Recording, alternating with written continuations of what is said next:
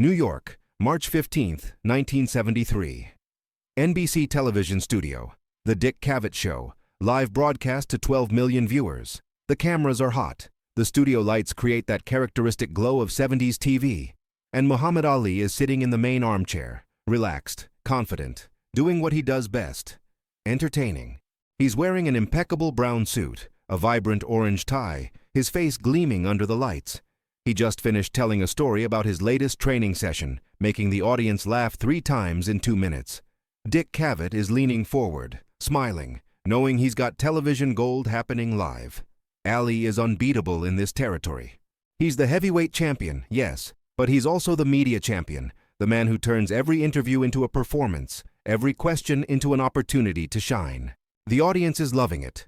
Spontaneous applause, genuine laughter. Ali is in total control. Then Dick Cavett changes the subject. Ali, he says, with that seasoned host tone that knows how to create a moment. There's been a lot of talk lately about you and Bruce Lee. Do you know Bruce Lee, the martial arts instructor who's making movies in Hong Kong? Ali smiles. Of course he knows Bruce Lee. Everyone in Los Angeles knows Bruce Lee now. The guy who trained Steve McQueen, who has that kung fu school in Chinatown, who's causing a sensation with his demonstrations. Ali nods. I know Bruce, he says, and there's something in his tone, something playful, something that signals a story is coming. Dick Cavett picks up on it and leans in even further. There are rumors that the two of you had some kind of encounter. Something about a challenge? Ali laughs, that loud, contagious laugh. Ah, yes, he says. Little Bruce Lee. Very small, very fast, very serious. And then Ali does something no one expected. He stands up from the armchair. The audience murmurs, curious. Ali is now standing in the middle of the stage, and he assumes a martial arts stance, or at least his version of one. Legs spread, hands open, fingers rigid like knives. And then he starts imitating Bruce Lee. It's not a respectful imitation, it's a full-on parody. Ali makes quick little hand movements, emits high-pitched sounds, wah-hee-ya, jumping from side to side in exaggerated motions. He puts on a serious, concentrated, almost comical face. The audience explodes in laughter. It's hilarious. Muhammad Ali, the greatest boxer in the world, imitating a kung fu instructor like he's a cartoon character. Dick Cavett is laughing so hard he has to take off his glasses to wipe away tears. The camera captures it all. Ali keeps going.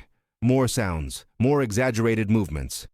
Bruce Lee says he can knock me out with one finger.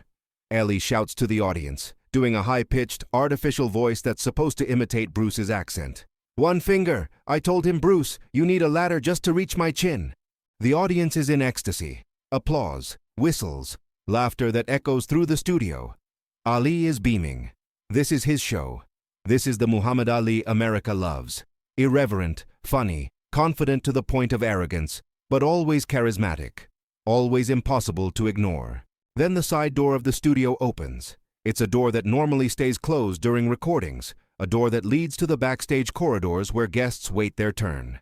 And through the door walks Bruce Lee. He's wearing simple black pants and a white button-up shirt. His steps are silent, almost feline. He wasn't announced. He wasn't on the guest list, but he's there, walking straight toward the stage. The audience sees him first. The laughter begins to die like a wave losing strength.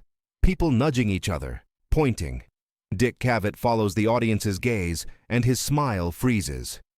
Ali has his back to the door, still doing his imitation, still provoking laughs, still completely unaware that the person he's parodying has just entered the studio. Bruce walks until he's 3 meters from Ali. He stops, says nothing, just stands there, observing. His face is completely neutral, no visible anger, no smile, just calm, piercing observation. Silence spreads through the studio like ice forming on a lake. It takes exactly 5 seconds for the silence to become absolute. 5 seconds for every person in the audience to realize what's happening. 5 seconds for the laughter to turn into palpable tension. Ali finally senses that something has changed. He feels the silence. He feels the audience's eyes no longer on him, but on something behind him. He turns, still smiling, expecting maybe a cameraman or a stagehand. But it's Bruce Lee, standing 3 meters away, watching. Ali's smile fades. Not dramatically, not obviously, but gradually, like a light being dimmed. He stares at Bruce. Bruce stares back. 12 million people watching at home. 200 people in the studio audience. Everyone frozen. No one knows what's going to happen. No one knows if Bruce will attack, if he'll yell, if he'll simply turn and leave. Dick Cavett tries to save the moment. "Bruce Lee, ladies and gentlemen," he announces, his voice a little too loud, a little too tense. The audience doesn't applaud. They're waiting to see how this will unfold. Bruce doesn't look at Dick Cavett. He doesn't look at the cameras. He doesn't look at the audience. His eyes are fixed on Ali, and when he finally speaks, his voice is low, calm, controlled. "Muhammad," he says, and there's weight in that word. It's not hostility. It's not anger. It's something worse. It's disappointment. "I respect you as a fighter. I respect what you've accomplished. But you don't know me. You don't know what I do. You never asked. You never saw." Ali, for the first time in years of interviews, years under the spotlight, doesn't know what to say. He's used to dominating conversations, controlling narratives. But this is different. This isn't an opponent trying to intimidate him with muscles and threats. This is a man simply stating facts. Bruce continues, "You imitate me to make people laugh. That's fine. I understand. You're an entertainer. But martial arts isn't entertainment. It's not a movie. It's not a show. It's a philosophy of life. It's 30 years of training. It's understanding the human body on a level that boxing doesn't even touch." The camera is capturing every second. This is the kind of moment that defines TV careers. Real tension, unrehearsed drama. Dick Cavett is sitting motionless, unsure whether to intervene or let it happen. Ali finally finds his voice. "Bruce, I was just joking, man. No disrespect. You know how I am. I tease everybody." His voice is different now. No bravado, no showmanship. Just a man trying to explain himself. Bruce shakes his head slowly. "You tease boxers. You tease Joe Frazier, George Foreman, Sonny Liston. All men you face in a ring with rules you both know. But you tease me without ever seeing what I can do, without understanding where I come from. That's not courage, Muhammad. That's ignorance." The studio is so quiet you can hear the hum of the cameras. Bruce takes a step forward. Ali instinctively adopts a light defensive stance. Not obvious, but his muscles tense. His hands move slightly upward. Bruce notices and stops. "I didn't come here to fight you," Bruce says. "I came here to offer you something, a demonstration, not for the cameras, not for the audience, just for you, so you can understand the difference between imitation and real knowledge." He looks straight into Ali's eyes. "If you have the courage to see." The provocation is subtle, but devastating. Ali feels it. The entire audience feels it. Bruce just turned the tables. Ali, who lives on provocations, who built his career on public challenges, has just been challenged in a way he can't refuse without looking like a coward. Ali takes a deep breath. You can see the calculation happening behind his eyes. You can see the entertainer wrestling with the competitor, the showman wrestling with the athlete. Finally, he nods. "All right," he says. "Show me." Bruce looks at Dick Cavett. "Do you have a private room backstage?" Dick nods quickly. Yes, we have a dressing room." Bruce looks back at Ali. "Then let's go. Now. Not for entertainment. For education."